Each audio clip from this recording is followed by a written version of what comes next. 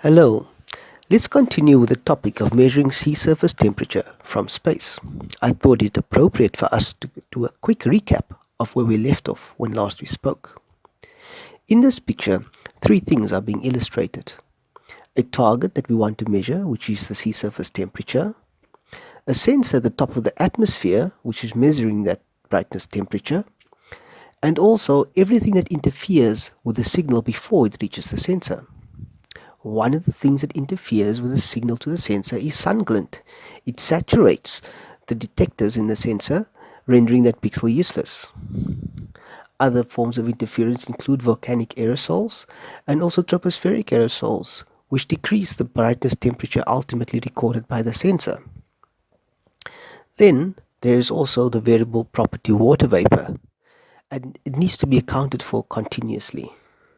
Lastly, we have to consider clouds, because we have to distinguish between cloud top temperatures and sea surface temperatures. In order to determine a brightness temperature as close as possible to the sea surface temperature, it is necessary to avoid as much atmospheric interference as possible. To that end, bands on instruments are selected within two atmospheric windows where infrared is best transmitted through the atmosphere. These windows are the 3 to 4 micron window and also the 10 to 12 micron window. The 3 to 4 micron window is the least attenuated, but it is close to the visible range and quite susceptible to sun glint, so it can only be used at night.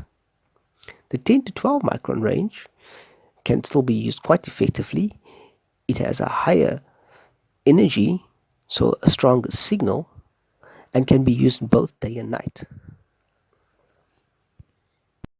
This picture represents two atmospheres with different water vapor column properties. The upward arrows represent the split window channels within the 10 to 12 micron atmospheric windows. Channel TBI and channel TBJ are attenuated differently. In each of the examples, TBJ is attenuated much more than TBI. In example B, this is even more so. There is more water vapor in example B than example A, so TBJ is much more susceptible to the water vapor loading in the atmosphere. The difference between TBI and TBJ can be used within the SST algorithm to account for the water vapor present in the atmosphere. The equation below the picture is an illustration of the standard form of the SST algorithm. TBI is your first guess temperature, the one that's the least attenuated. The next term in the equation accounts for the water vapor loading in the atmosphere. The coefficients from this equation is determined by regression against matchups from multiple buoys.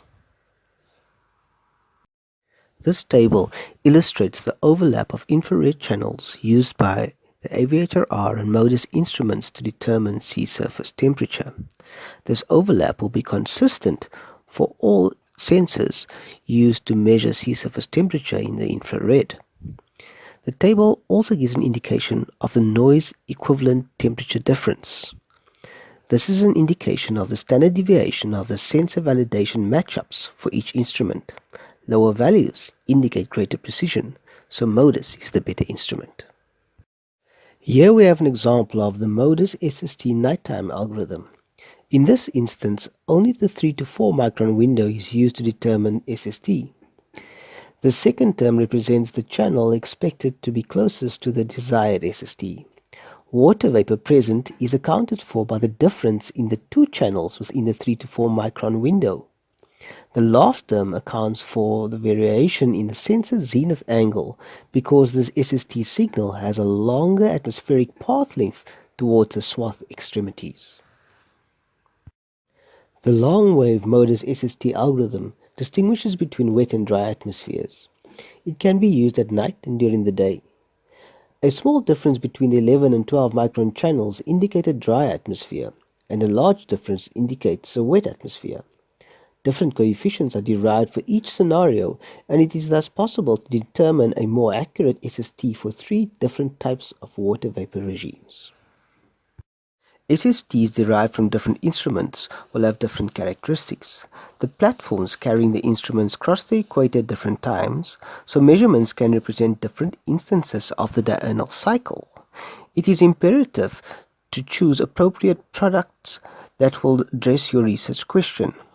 This paper illustrates how inappropriate data selection can bias the conclusions of an investigation. Let's explore on the warm nearshore bias in Pathfinder monthly SST products over eastern boundary upwelling systems by Defoe et al. Figure 1 shows the SST bias found by Veach et al. Between their ROMS model and the Pathfinder dataset for the summer climatology in the Benguela system. There is a cold nearshore bias of up to 6 degrees Celsius between 24 and 34 south all along the Benguela coast. At the time, it was thought that the cold bias is due to uncertainties in the nearshore model wind structure. When comparing the ROMS modus difference, a much smaller cold bias is evident. What is the cause of this difference? Figure 2 is a comparison of different SST datasets recorded from January 2005 to January 2011 at a point in the Cape Peninsula upwelling cell. The black line represents monthly MODIS data, the grey line monthly OISST, and the dashed grey line represents monthly in situ bulk temperature recorded at 35 centimeters depth. Individual Pathfinder extractions are indicated by grey circles. MODIS and the in situ buoy temperatures are well correlated, whereas the OISST data appears to be out of phase with MODIS. Figure 3 represents the SST difference between seasonal climatologies created from monthly mean Pathfinder version 5 and MODIS data for 2000 to 2009 for the 4 main eastern boundary upwelling systems. Only climatologies for the summer months are represented. It was found that there was no significant biases between the two products during winter time. A warm nearshore bias is evident in all 4 regions, with the most extreme case being that of the Benguela upwelling system. Figure 4 represents the SST differences of seasonal climatologies created from monthly mean data between Pathfinder version 5.2 and MODIS from 2000 to 2010 for the 4 main eastern boundary upwelling systems. Again, only climatologies for the summer months are represented, as there was no significant biases observed during winter months. In this comparison, the inshore biases are much reduced, although the Benguela upwelling system still has the highest alongshore bias. To understand the discrepancies between the satellite datasets, one has to explore the thresholds and reference data used in the quality flagging procedures of the respective datasets. Quality flags are assigned to pixels to establish a confidence level in its representativity as a sea surface pixel. This table lists the MODIS quality flags, their bit numbers, and a description of each flag. Flag 5 is of particular interest because it is the main cause of the differences observed between MODIS and the 2 Pathfinder datasets. The SST ref_diff flag is raised when the difference between the retrieved SST and a reference dataset exceeds a predetermined threshold. Although the reference dataset is OISST in both Pathfinder datasets, the reference SST used in Pathfinder version 5 is based on a 3-week mean on a 1-degree resolution grid. For the Pathfinder version 5.2 data, the reference OISST is a daily value on a 0.25-degree resolution grid. Very cold and narrow upwelling zones with strong horizontal gradients are readily masked during the interpolation process when generating the OISST. Only warmer temperatures are retained in upwelling zones when generating monthly means, thus resulting in a warm bias in upwelling zones.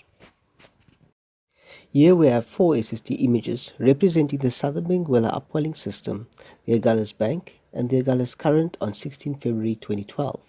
The data was retrieved by MODIS during 4 different overpasses on the same day.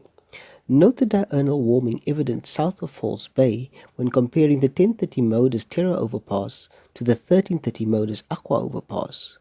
During the daytime, a threshold on the MODIS 869 nanometer band is used to identify cloudy pixels. But of course, there is no solar reflectance available at night to do the same. Instead, a much more complicated flagging system is employed using the reference OISST and gradient between adjacent pixels to identify clouds and cloud edges. Using the reference OISST eliminates cold pixels in the upwelling zones. The edge detection flags eliminate pixels along the Gallus current edge, as well as between cold upwelling plumes and warmer oceanic waters. Compositing these four overpasses will result in the removal of most of the flagged pixels while maintaining the integrity of the main oceanographic features.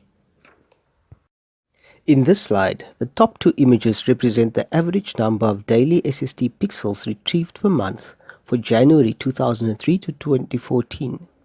The image on the left represents data retrieved for aqua modus only, whereas the image on the right represents data from the daily average modus product.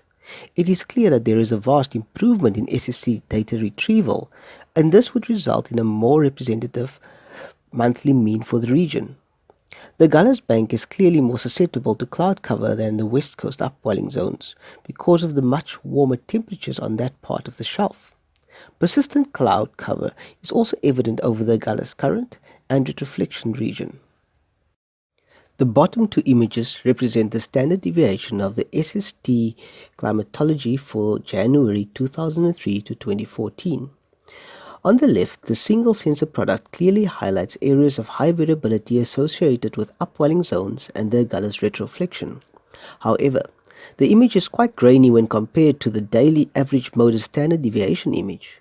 Most of the graininess is associated with regions of persistent cloud identified in the top right image.